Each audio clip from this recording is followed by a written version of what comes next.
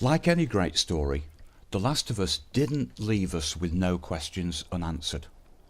Two of the most frequently talked about and hotly debated are Joel's decision to snatch Ellie from the Fireflies and whether or not she would have sacrificed herself to create a vaccine. Now, there are no surefire answers to either of these, but there is enough evidence in the game for me to have made up my own mind. Yes, Joel was right. No, Ellie would not have sacrificed herself. Hello again, Last of Us lovers. Dino aka Thalos here with more words. Okay then, these are pretty heavy subjects.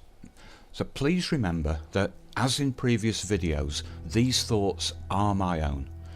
Unlike previous videos, I'm aware that a full exploration of every piece of evidence could take hours, and we don't have hours.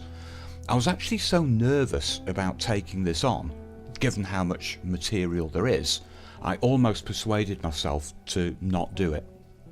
But then an amazing thing happened. Before I'd typed even the first word of these notes, it was a realisation, something that just hadn't registered with me before, yet it's so beeping obvious. Worse, it kind of changes everything, even though it's far from a huge revelation. What it actually means, for me at least, is we can't be sure of anything. Now, I call it obvious, and yeah, it kind of is, but explaining it is a bit like spinning plates.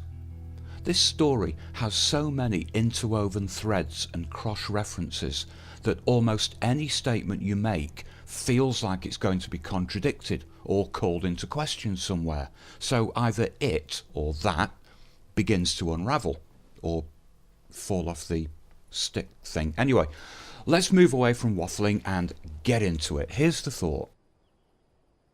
We begin with a short but vital line from Marlene in the final cutscene with Joel, where she tries to justify herself to him by saying it's what she'd want. We know there's a problem here, and although we can't be certain, the expression on Joel's face suggests he may see it. It might even be the point at which his mind is absolutely made up. More than that, if Marlene had known, instead of made an assumption, and said it's what she wanted, then, provided Joel felt sure she was telling the truth, he might have been persuaded to hand Ellie over. Now that is conjecture, but what we do know is that it was an assumption, therefore proof that Marlene didn't talk to Ellie, and this is where things begin to get sticky. It's where the realisation kicked in for me before I actually started this. I've always said Ellie wouldn't have sacrificed herself. Others have said she would. We've had and are still having the debate. But in my mind at least, that debate has involved Ellie, as if she was somewhere in the background voicing her own opinion. Except she never was. For me, the problem began when she woke up in the car while Joel was driving back to Tommy's.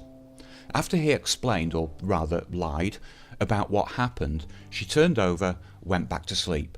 Now, we all obviously knew it was a lie, and Ellie's apparent reaction felt like the first sign that she suspected the same. And then we started to muddy the water. We knew what Joel had saved her from, and we started to merge our knowledge, his and Ellie's, into something which consisted of the same ingredients. And that's the thing, it didn't. The single detail Ellie would be totally unaware of was any concept of her being sacrificed to create the vaccine. Way back in the university, when she asked Joel about it, she got the idea that she'd be giving a blood sample. Throughout the rest of the game, no event or piece of dialogue would make her think any differently. As the pair descend to the triage area in Salt Lake City, Ellie says that when it's over, they'll go wherever Joel wants. She is totally confident that what lies ahead is a formality, a nothing procedure. When she wakes up in the car, she has no memory beyond falling into the water. If she wants to make sense of why she's wearing a surgical gown, well, she drowned. There would be CPR or whatever was available, and there may have been, I don't know, some injury to deal with. But the very fact that she drowned is enough to justify that. She knew she was going to a hospital. She will, of course, be very suspicious about waking up from the anaesthetic in the back of a car rather than in hospital, and still wearing the gown. Something obviously happened, and with Joel being Joel, she'll assume something went bad ways somehow or other. And she'll know the Fireflies were involved because what she's wearing kind of confirms it. But maybe the hospital got attacked by military or hunters, maybe even infected. The thing is, Joel had time to concoct a much better story. And there's another aspect of this, Marlene. Joel lies solely because he killed Marlene, arguably the only unnecessary thing he did. And it's like the ranch scene, in particular the ride back where he remonstrated with himself and ended up changing his mind. He knew he was wrong, and he's going through the same after killing Marlene. Oh, that single act, by the way, where he shoots her, is the only flashback in the game, the only event presented to us as a memory. But how would Ellie ever know or even suspect Marlene was there? One of the first lines we hear Marlene say to Ellie is, "But I can't come with you." So Ellie's conversation with Joel at the end may not be quite what we think it is. I no longer believe it has anything to do with Ellie sacrificing herself. I actually never did. Or even her suspecting something specific. She just knows that he's lied about whatever happened back there and only wants the truth because of how much they've been through together and how much mutual trust there is and should be. I would even predict that if Joel told her what the Fireflies were going to do, even that he felt compelled to kill Marlene because of it, Ellie would be fine with that, because I think Joel makes the mistake of believing Ellie and Marlene were closer than was really the case. And that's only because Marlene tells him what I suspect wasn't quite the truth back at the hospital. Until that point, the best information he had, beyond Ellie's occasional mention, came from his very first meeting with Ellie, when on the way to the safe house she said, "She's my friend, I guess." It's hardly a mother-daughter-like relationship. And let's face it, she was pretty much brought up in a military boarding school, not the sort of place where the Fireflies leader was going to be a regular visitor. How could they develop any meaningful bond? What Marlene told Joel, effectively that she raised Ellie since she was a baby, was most likely a considerable exaggeration intended to make him sympathetic to her. She wanted him to believe that her loss was going to be greater than his.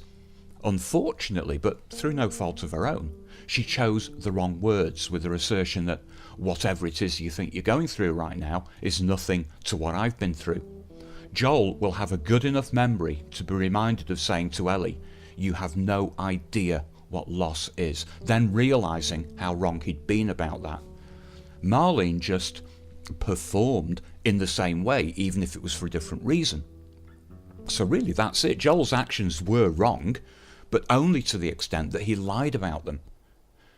The more important thing, to me anyway, is that if we're going to talk about whether or not Ellie would have sacrificed herself, we have to limit our arguments to what we personally think of her nature as a person, because the game itself doesn't actually give us a shred of evidence. Even in Pittsburgh, with the bodies hanging out of a car and Joel quoting, "You sacrificed the few to save the many," we get an offhand "that's kind of shitty" from Ellie. She may be saying she's not a huge fan of this utilitarian concept, but that's not enough for us to be convinced she's dead against it. And we can't even refer back to Tess's self-sacrifice because, let's face it, she was as good as dead anyway. I'm left with the impression that for all the game tells us as players and watchers about sacrifice, where Ellie's concerned, she doesn't have a view on it because there isn't a reason for her to. She may or may not believe mankind deserves to be saved by a vaccine. It doesn't matter because in being the source of that vaccine, it never crosses her mind that her sacrifice will be anything but giving a sample of blood. Neil Druckmann gave a keynote speech a while back, and he discussed the meaning of Ellie's OK at the end of the game. Now, it was very interesting, but it didn't quite add up. He said the popular view was that Ellie chose to accept Joel's lie because, all things considered, their future together mattered more. But he went on to give his own interpretation, a different one. But interpretation is an unusual choice of word from the writer. If I was the author of a work, I'd have called it intention. So his interpretation was that it marked the moment she decided she would have to leave him.